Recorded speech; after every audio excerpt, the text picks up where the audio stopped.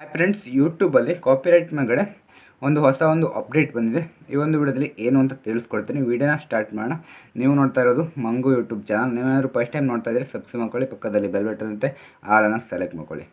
Friends, ಈಗ ಯೂಟ್ಯೂಬಲ್ಲಿ ನೀವು ಯಾವುದಾದ್ರೂ ಒಂದು ಕಾಪಿರೈಟ್ ಬರುವಂಥ ಬೇರೆಯವರ ವೀಡಿಯೋಸನ್ನು ಉಪಯೋಗಿಸ್ಕೊಂಡು ನೀವು ನಿಮ್ಮ ಒಂದು ಚಾನಲಲ್ಲಿ ವೀಡಿಯೋನ ಅಪ್ಲೋಡ್ ಮಾಡಿದ್ದೀರ ಅಂತಂದರೆ ಅದಕ್ಕೆ ಕಾಪಿರೈಟ್ ಬರುತ್ತಲ್ವ.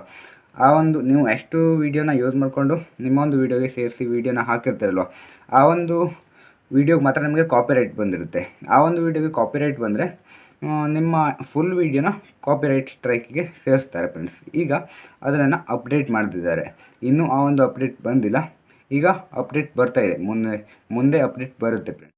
ಯಾವ ಥರ ಅಪ್ಡೇಟ್ ಬರ್ತಾಯಿದೆ ಅಂತಂದರೆ, ನೀವು ಬ್ಯಾಕ್ಗ್ರೌಂಡ್ ಮ್ಯೂಸಿಕ್ಕಿಗೆ ಯಾವುದಾದ್ರೂ ಸಾಂಗ್ಸನ್ನು ಉಪಯೋಗ ಮಾಡಿಕೊಂಡಾಗ ಅದಕ್ಕೆ ನಿಮಗೆ ಕಾಪಿರೈಟ್ ಏನಾದರೂ ಬಂದರೆ, ಮಿಸ್ ಆಗಿ ಕಾಪಿರೈಟ್ ಏನಾದರೂ ಬಂದರೆ, ಆ ಒಂದು ಕಾಪಿರೈಟ್ ಬಂದಿರುವಂತಹ ವೀಡಿಯೋನ ನೀವು ಕಾಪಿರೈಟ್ ಬಂದಿರುವಂಥ ಮ್ಯೂಸಿಕ್ಕನ್ನು ಡಿಲೀಟ್ ಮಾಡ್ಬೋದು. ಅದೇ ರೀತಿಯಾಗಿ ವೀಡಿಯೋದಲ್ಲೂ ಕೂಡ ಈಗ ನೀವು ಎಷ್ಟು ವೀಡಿಯೋನ ಎಷ್ಟರಿಂದ ಈಗ ಒಂದು ನಿಮಿಷದಿಂದ 2 ನಿಮಿಷದವರೆಗೆ ವೀಡಿಯೋ ನಿಮ್ಮದು ಕಾಪಿರೈಟ್ ಇದೆ ಅಂತಂದರೆ, ಆ 1 ನಿಮಿಷದಿಂದ 2 ನಿಮಿಷದವರೆಗೆ ಇರುವಂತಹ ವೀಡಿಯೋನ ನೀವು ಕಟ್ ಮಾಡ್ಬೋದು. ಅಷ್ಟೇ ವೀಡಿಯೋನ ಡಿಲೀಟ್ ಮಾಡ್ಬೋದು.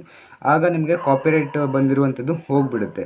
ನಿಮ್ಮ ಒಂದು ಚಾನಲಲ್ಲಿ 90 ಡೇಸ್ವರೆಗೂ ಕಾಪಿರೈಟ್ ಸ್ಟ್ರೈಕ್ ಇರ್ತಿತ್ತಲ್ವ, ಆ ಸ್ಟ್ರೈಕು ಹೋಗಿಬಿಡುತ್ತೆ. ಇನ್ಮೇಲೆ ಸ್ಟ್ರೈಕ್ ಇರಲ್ಲ ಫ್ರೆಂಡ್ಸ್. ಇದು ಎಲ್ಲರೂ ಕೂಡ ಇಂಪಾರ್ಟೆಂಟ್ ಆಗಿದೆ. ಯಾಕಂದರೆ ಕಾಪಿರೈಟ್ ಸ್ಟ್ರೈಕ್ ವೀಡಿಯೋ ಬಂದರೂ ಕೂಡ ನೀವು ರಿಮೂವನ್ನು ಮಾಡ್ಕೊಳ್ಬೋದು.